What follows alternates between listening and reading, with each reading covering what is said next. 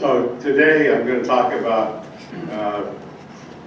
basically 4 different areas in Uzbekistan. So we're moving west. So 4 different areas, and really from the point of view of the Silk Road, the only thing that was particularly important about these places was the Fergana Valley, where the heavenly horses or the leading horses came from. Today it's best known for silks and ceramics. Most people who travel in Uzbekistan don't go to the Fergana Valley, but I really think for some number of reasons it is worth visiting. Tashkent is the capital of Uzbekistan and is an interesting city from the point of view of the diversity of the architectural styles, and I found particularly interesting the metro system, and I'm going to show you a number of the metro stations in Tashkent. From there, we're going to go up to the far west of Uzbekistan, here known as Karpalakanistan, and the reason to visit there is that there is an incredible museum of Soviet art. A movie has been made about it, the Desert of Forbidden Art. And when you see the pictures, some of the pictures from there, I think you'll get an idea of why it might be worth visiting. Then the last place we're going to talk about is the Aral Sea, which basically has disappeared or is continuing to disappear. And we'll talk about that from the ecological point of view of why it happened and what the future looks like. So here's the slide of Uzbekistan. Here's the Fergana Valley here. Here's Tashkent. And here's Nukus. And here's the Aral Sea. This is an old map of the Aral Sea. As you'll see, it looks nothing like that now. So let's start with the Fergana Valley. This shows it tucked off here, surrounded by Kyrgyzstan and Tajikistan. This little isthmus, if you will, off of the main parts of Uzbekistan. Here's why the Fergana Valley is included in Uzbekistan. The yellow is the Uzbeks, and you can see that this whole valley is predominantly Uzbek. There are some Tajiks here, and then all around the borders, we've got the Kyrgyz. This is an area of great and continuing political unrest. And there's, as I mentioned the other day, there's a book in the library here called The Restless Valley that talks about some of the history of what's happened with the Fergana Valley after the breakup of the Soviet Union. Particularly important from that point of view is the city of Osh here, which is in Kyrgyzstan, and a lot of the political unrest centered in this area and on into the valley. The capital of Kyrgyzstan is up here at Bishkek. So when I was there, I went from the Fergana Valley to Osh and then up to Bishkek. In the political history of Central Asia, there were important organizations that were headed either by Khans or emirs. And these were small, politically active sites that united people under a single leader. We'll talk next week about the Khanate of Bukhara, but the Fergana Valley was an important place from the point of view of the Kokand Khanate. This shows you the Khan's palace. Again, the very typical kind of timbered architecture you see with the extensive use of tiles. And here the minarets are decorative rather than serving the function of a normal minaret. The inside of the Khan's palace, you can see the beautiful carpets here. This is I think if I remember right, this is painted, this is all tile work, but these are painted frescoes. And then you can see the use of calligraphy here in the decorative elements. And then you can see up here the decorations extend all the way to the ceiling.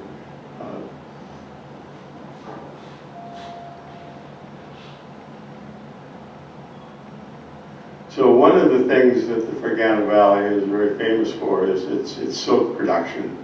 And this shows you a silk factory in the city, or the town of Marjalon. And you can see all these looms. These looms are all hand operated. And what these women are making are silk icats. And here you can see, this is an example of a woman making an icat using the weaving machine. And you can see that multicolored variable pattern in the bottom. That's what defines icat. It's an interesting technique where the individual threads are dyed. And I've seen it made, and I still have, and I've read a lot about it. I still have no idea how it really works. But you get these patterns like this. So this woman is basically operating a silk manufacturing machine. To give you an idea of some of the kinds of patterns that you get with these icats, this is in the shop at the factory. They're in Margalon, and they're just incredibly colorful. And one of the things that you'll see in a lot of the pictures that include Uzbek women are women wearing these very, very bright ikat dresses. Well, one of the other things that they make in another town in the Fergana Valley, a town called Rishdan, are ceramics. And Central Asia, particularly Uzbekistan, is very well known for its ceramics. And this is a ceramic studio. You can see all those pieces on the white, on the side. The white pieces are waiting to be painted, and they will all be hand painted. Sorry again.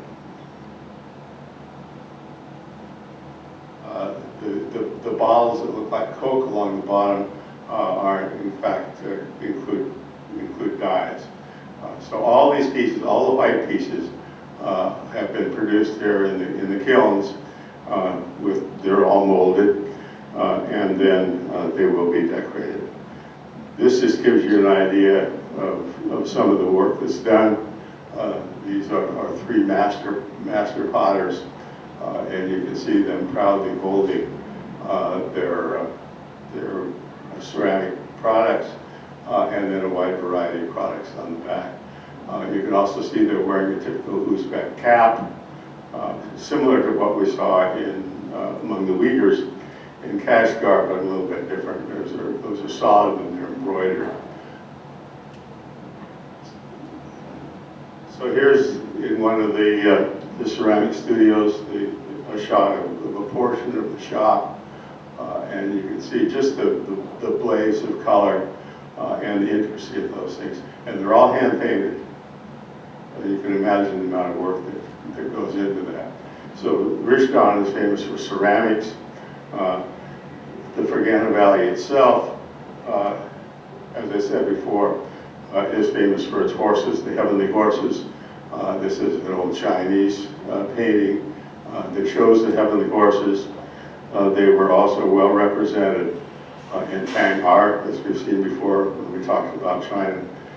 These are simply Chinese heavenly horse statues. These are both from the museum in Xi'an. And then here you see one of the horses now. They're very beautiful. We talked again about horses the last week when I talked about Turkmenistan. But the horses in the Fergana Valley, as I say, were really important in trade with China.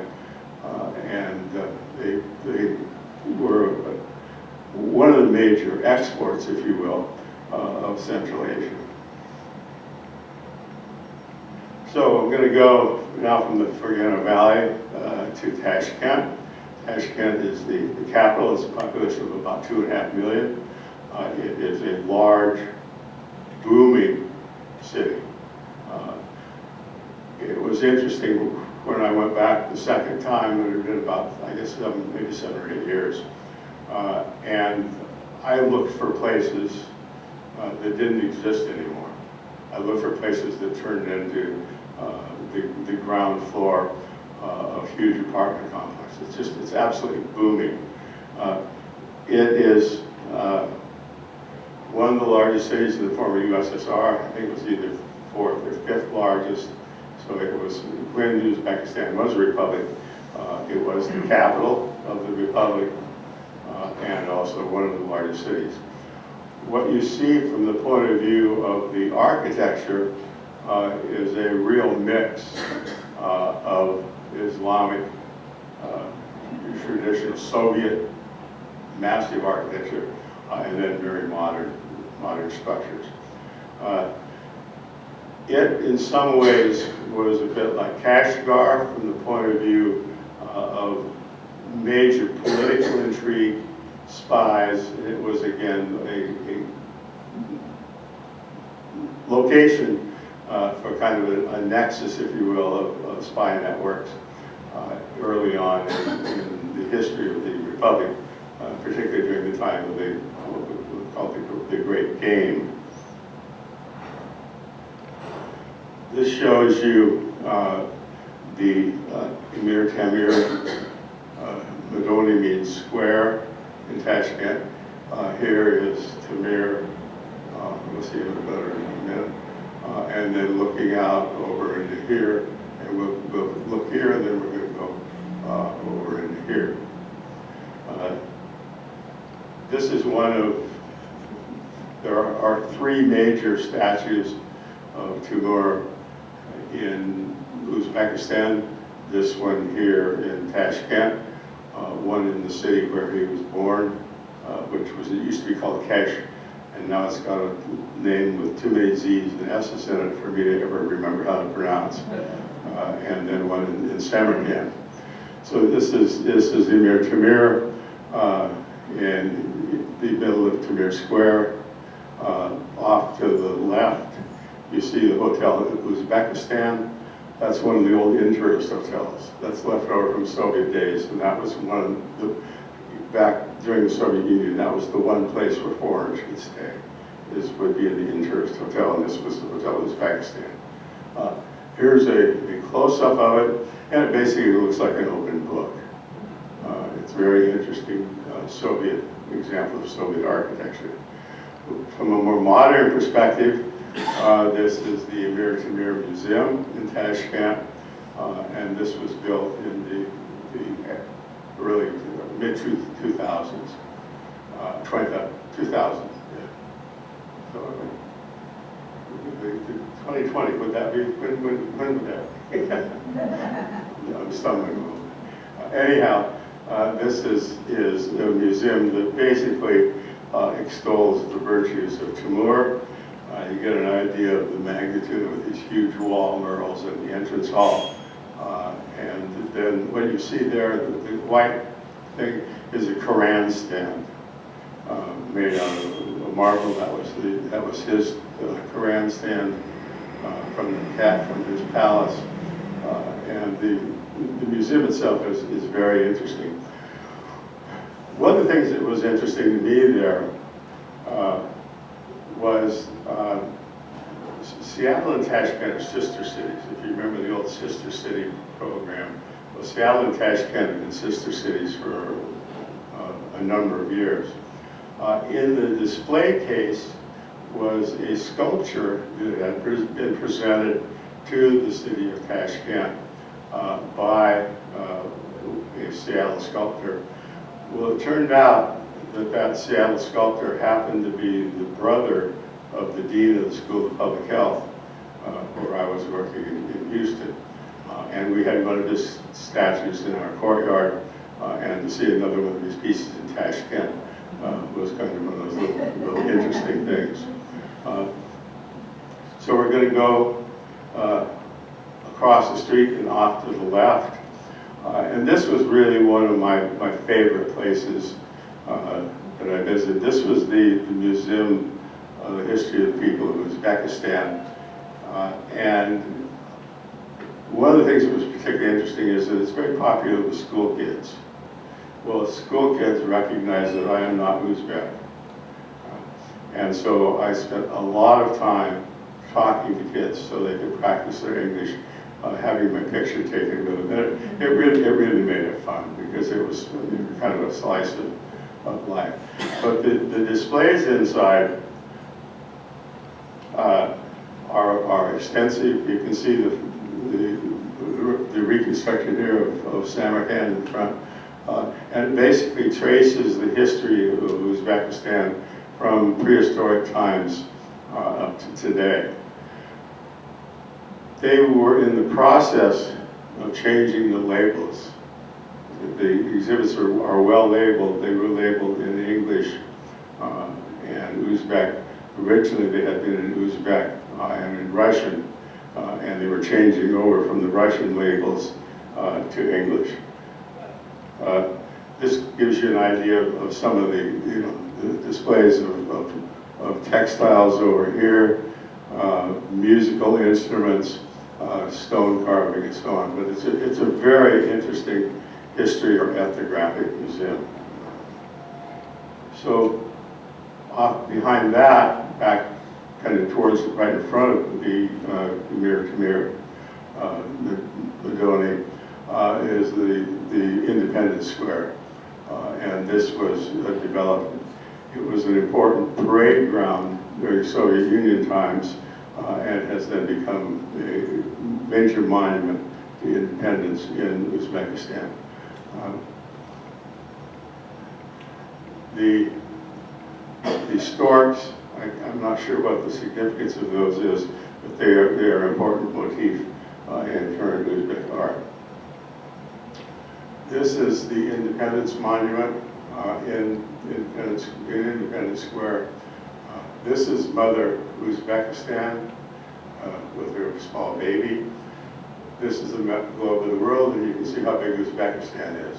Really, it's taken over the globe. The second time I was there, this area was closed, and I never could figure out. I tend not to ask Army officers or policemen what's going on, but all this area was all fenced off.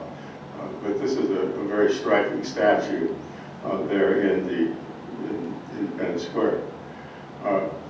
This is off to one side. These are the Supreme Chambers of the Uzbek Parliament. And you can see basic old Soviet architecture, more Soviet architecture here, and fountains, a lot of fountains. Tashkent is known as the City of Roses, and there are a number of parks which people really enjoy spending time in the parks. They are green spots in what is otherwise pretty much a desert oasis situation.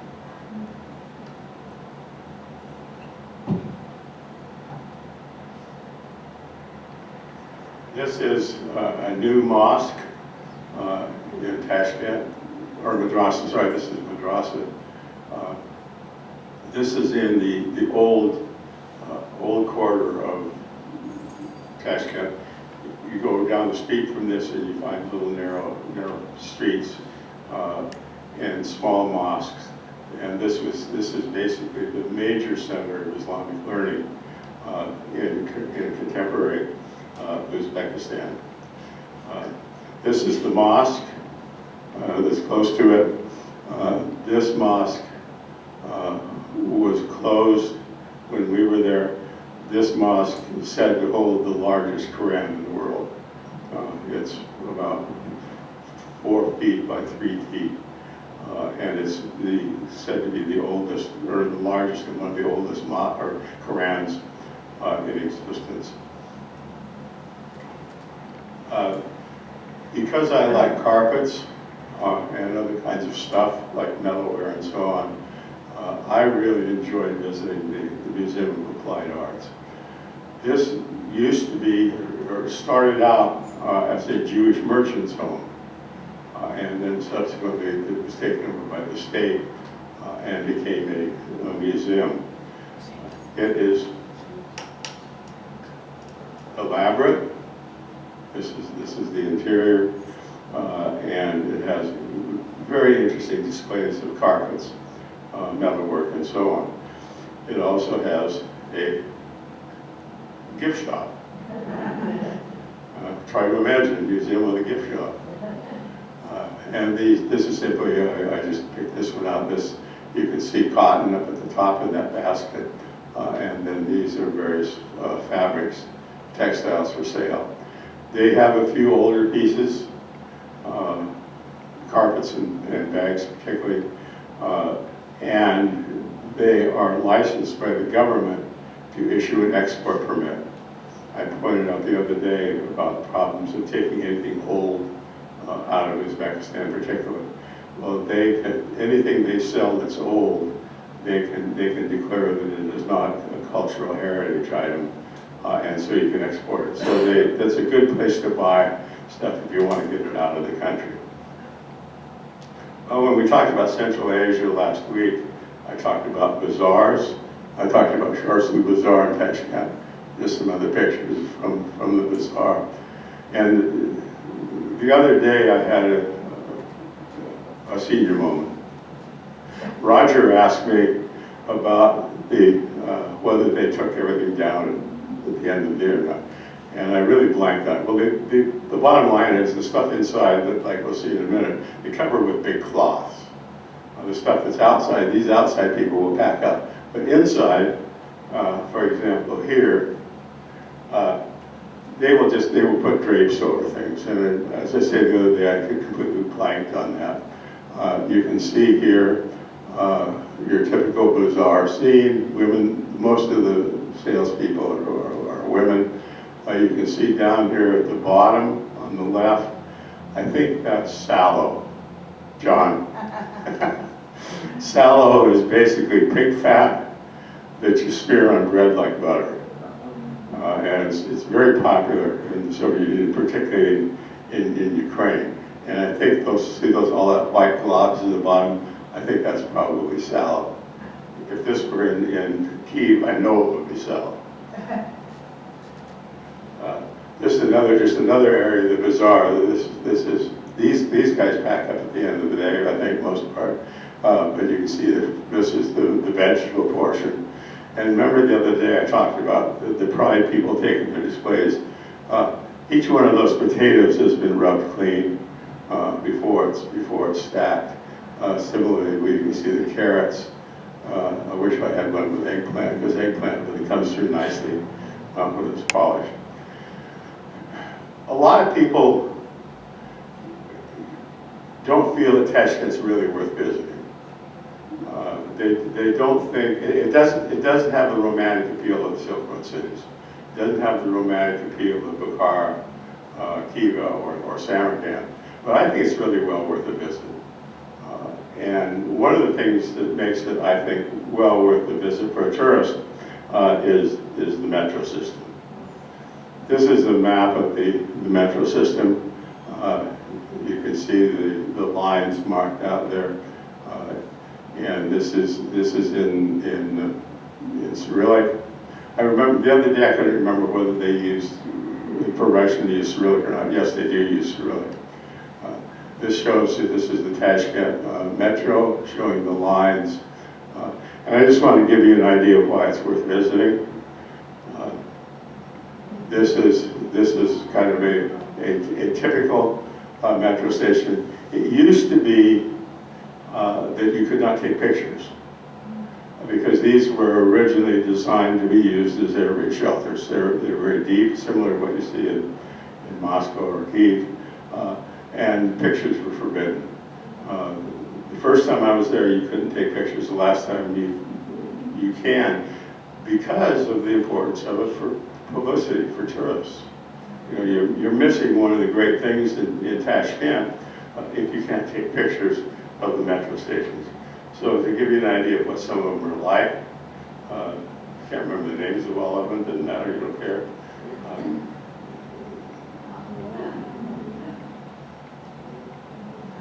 And this was one of my favorites, not so much from the point of view of the splendor of the decoration. This is the cosmonaut station. And this was the station closest to the hotel where I stayed the second time I was there.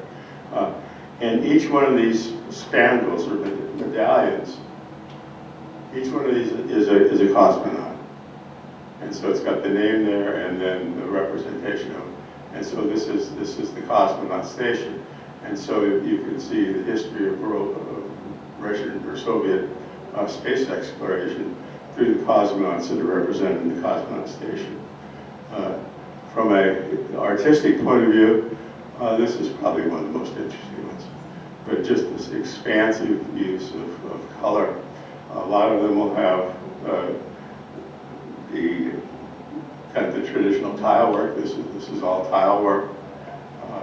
But just a splendid thing to see. I just thoroughly enjoyed it. So we're going to leave the splendors of Tashkent, and we're going to go to Nukus. So we started off over here in the Fergana Valley. We went to Tashkent, and now we're going over here.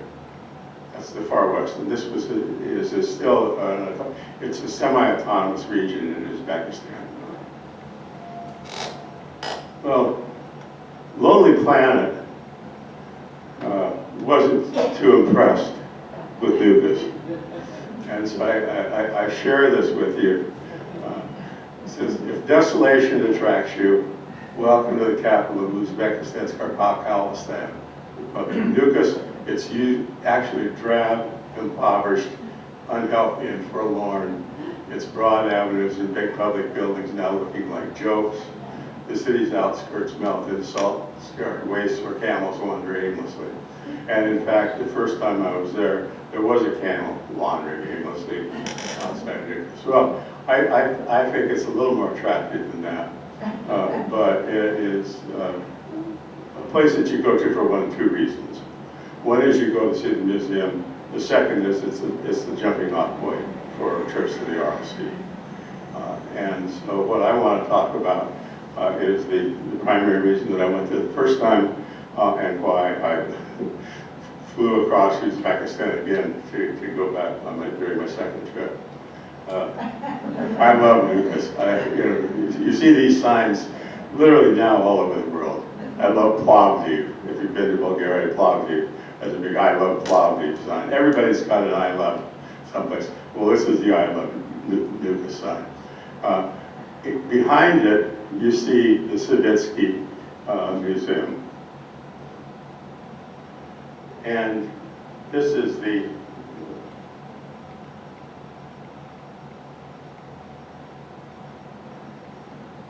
I refer to the Desert of Forbidden Art. This is the IAB, Savitsky Karpak-Alistan State Museum of Art. This guy was really interesting.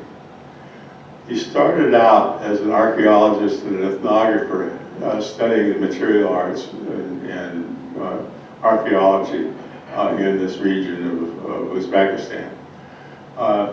He then got interested in Soviet art. And this was in the 30s, kind of at the height of the repression of artistic freedom in the Soviet Union. So a number of artists were considered to be politically undesirable. Their art was forbidden. A number of them were done away with. Their art was confiscated, but a number of families managed to save some of the art, put it in places like chicken coops or under a bed, wherever. And Savitsky got interested in this and started collecting this art. So here's the facade of the museum. This is what I was looking for before. This is the entrance to the museum. This is the new museum They moved into that in 2010, 2012. And as I say, he started out as an archaeologist ethnographer, so that the museum is a mix of ethnographic materials in the Soviet art. An example of the ethnographic materials is this yurt. And you can see this is a yurt reconstructed inside the museum. One of the things that's interesting about yurts is they are very portable. They come apart. Used to be they load them on donkeys. Now they're loaded on pickup trucks or jeeps. But the individual parts of it are held together by these large woven bands, called tent bands, and they represent some really fine weaving. And they're usually about 6 to 8 inches wide, and can be up to 35 or 40 feet long. I had one that I got in Samarkand. It was about 30 feet long. But they're really very interesting decorative fabrics. And they basically hold, you can see the roof panels, those are held on by the tent bands. And they're a great example of nomadic weaving. This is part of the Ethnographic Museum. I apologize, this slide isn't terribly clear, but the collections of this museum, literally, I think something like 80,000 pieces. And you can see here, the carpets off to the left, and then some of the jewelry here. Just this incredibly ornate, well-made material. This looks like a small prayer rug. This is jewelry here, but it's just an incredible collection of ethnographic materials. Here's another gallery. Here you can see a woman wearing one of those ikat dresses. Metalware here, the Suzanne here. This looks like a silver decorated saddle, and then textiles here. But the key thing, and the reason people really go there, is for the art, for the Soviet art. And this is one of the publications in the museum. He collected basically 20th century Russian and Uzbek art. And I don't know basically anything at all about Russian art or Uzbek art. I know a little bit about some of the painting, folk painting and so on. But these are all from the Stalinist period, pieces that were collected, people hid away, and he got. And it just is an amazing collection. A lot of it's Soviet realism. This is the poster child, if you will. This is any poster you see at the museum, you'll see the bull, and it's a very striking piece. It's probably about 4 feet by 3 feet. It's a large wall piece. Some examples of Soviet realism. Here you see the workers of the factory scene, and I don't think this particularly showed happy workers. And so this is why it would have been considered to be subversive, and was, as I say, forbidden.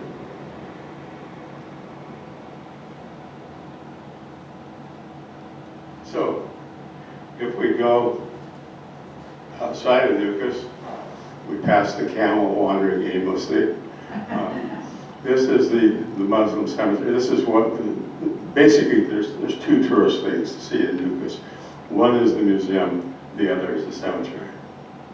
This is the Muslim cemetery. You can see all the mausolea and then the tombstones, and this is right outside of Nukus. It's interesting,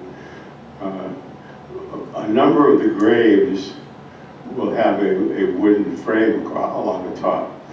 And basically that was what remains of a litter that was used to carry the body to be buried. They're buried not in coffins, they're buried in a shroud, and carried in these litters, and then they simply leave the wooden frame the litter on the top of the grave. I did not have a picture of that. So why was I driving past the camel and past the cemetery? Well, I was on my way to the RLC. This shows you the route that I took, Nukus up through that right-handed route at the split there to Moniac. Moniac used to be a fish canning port. It used to be on the sea. Well, it's now by itself. It is no longer on the RLC. This shows the RLC basin. And you can see, so we started out, here's the Fergana Valley. Here is the Almagar River coming from the mountains of Tajikistan. Here is the Sirdar River. And these two rivers ran into the RLC. They drained into the RLC. And I say drained because they don't anymore. What happened was that during Soviet times,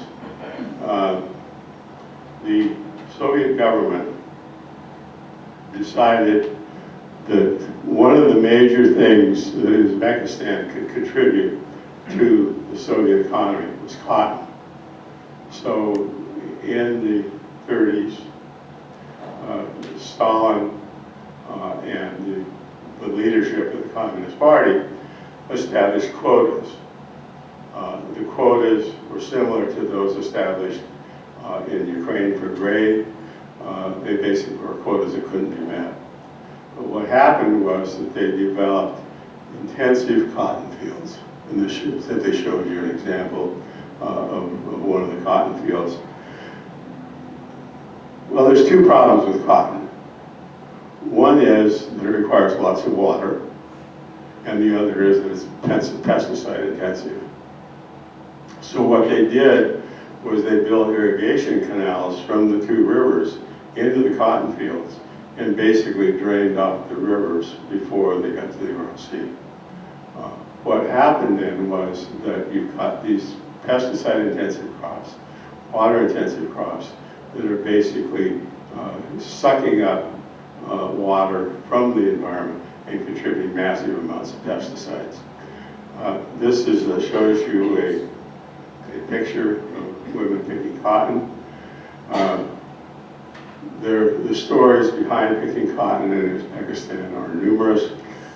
Basically, back when during the days of the Soviet Union, people were conscripted to go out and pick cotton. You had to go pick. They closed the schools, and kids went out and picked cotton. I don't know what it is like now, but the first time I was there, you were not permitted to take pictures of fields of cotton with pictures in it, because they were concerned about publicity coming out about the exploitation of child labor in the fields. But this just shows you women in the fields picking cotton. Well, so we've got cotton. We're irrigating the cotton fields, and we're going to make Uncle Joe happy. Well, it worked out okay for a while, but then all of a sudden, the rivers quit drying, or quit depositing water in the RLC. So you see back up in the top, 1977, 86, 99, 2006, 2009, 2013, when I was there, that's what it looked like. Basically, it disappeared. So here's what it looks like now. This is the old seabed. These are salt flats. Well, in addition to salt, they're full of pesticides. There is considerable evidence for long-term effects of pesticide, both in cancers and in birth defects. Because when the winds blow, it picks up this salt and the pesticides and blows it into the communities. Okay, you can't go to the RLC without seeing this. This is Maniac. I didn't make it to the Aral Sea itself. The furthest I made, closest I made it was Maniac, which is now about 50 kilometers from the sea. But what you see are these fishing boats that are basically sitting out in the middle of the desert. Here's a couple more. And these are the monuments, if you will, of an ecological disaster.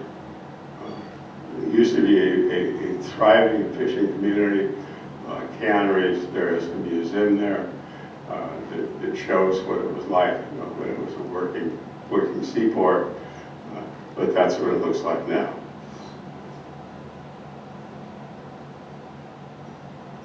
So, we're going to go back to Tashkent. So the arrow's going the wrong way, but I've already gotten there, and now I'm going back. So I'm going back. The second time I was there, I can tell you, I went overland from Bukhara to Khiva, which is here, to Fergana, to Nukus here, then flew back to Tashkent. The first time I was there, I flew back and forth. Well, here's the Nukus airport. It's not very big, and it doesn't have a lot of traffic. And if you get there before there's a flight, there's nothing there.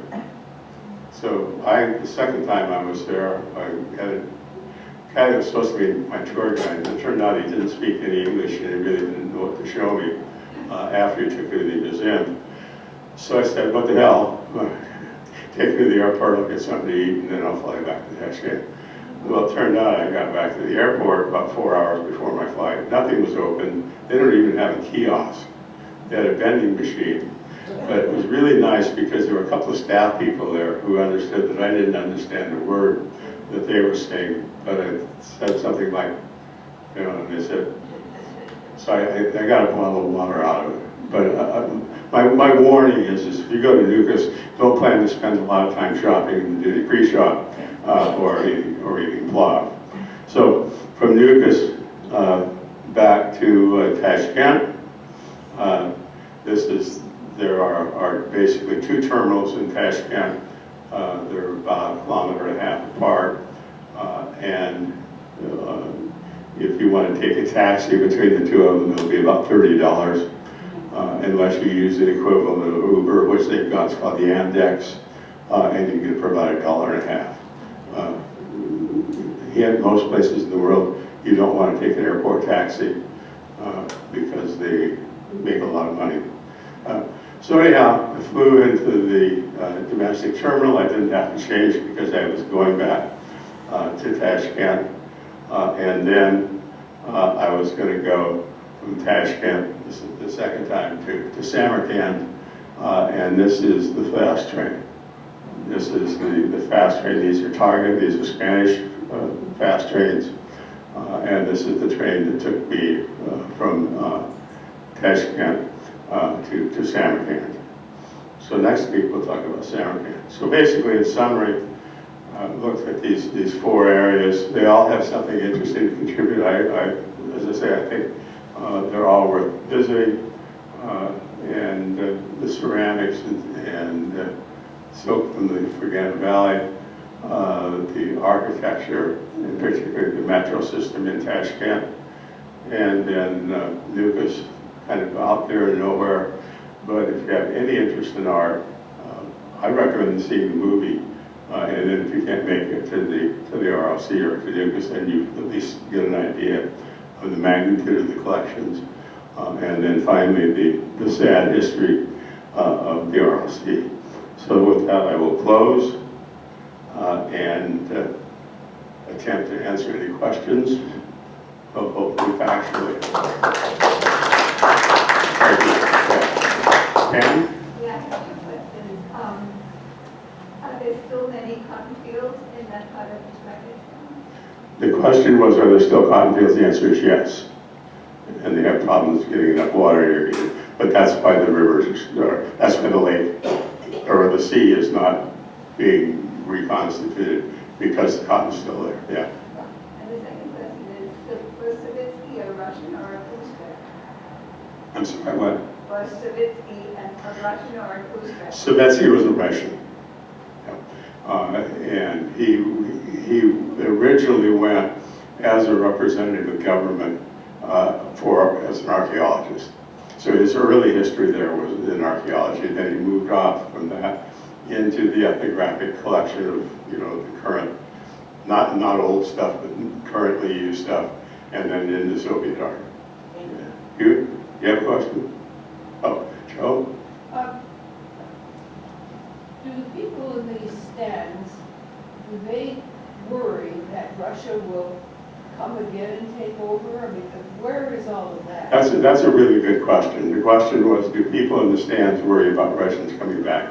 And the answer is yes, very much so. And I think that's part of the reason that there's so much alignment with China, is that, Russia is lurking. And when the Soviet Union broke up, there was an attempt to kind of reconstruct things with a conglomeration of the republics that were independent, but they cooperated economically. But I think there is that concern of the Russian bear coming back. Other questions? Okay, thanks a lot. See you next week. We'll do the major Silk Road cities, the three major Silk Road cities: Samarkand, Bukhara, and Khiva.